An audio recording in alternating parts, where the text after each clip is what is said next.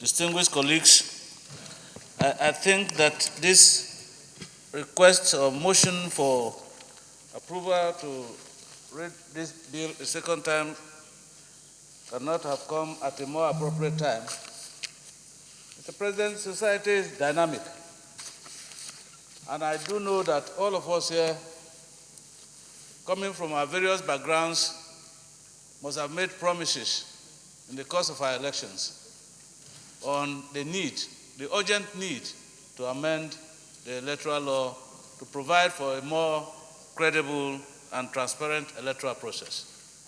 Mr. President, as I'm speaking to you now, I'm aware, and I think most of us are aware, distinguished colleagues, that some of us are still at various levels of tribunal.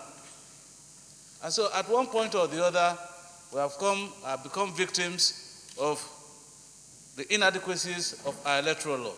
And so I rise to support this bill, and I'm sure some more are coming because of the discovery of non-provision for certain essentials of the electoral process. So, Mr. President, I think all of us, this is a very straightforward one, and one that many Nigerians are looking up to. You remember, Mr. President, that because of the closeness of time to the election, the previous electoral amendment law was not assented to by Mr. President because Mr. President, amongst others, said that time was not there enough to provide for some of the provisions in the Electoral Act.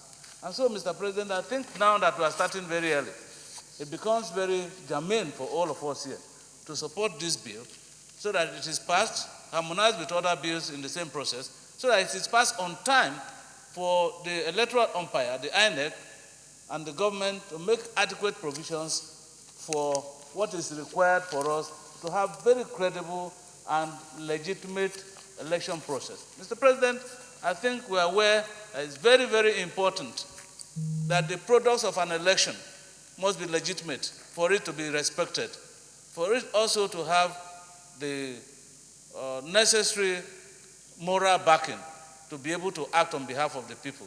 And so, Mr. President, I think having a very, very credible and effective electoral law is a necessary foundation for us to have an electoral process that will be respected, that is credible by both the local and international community.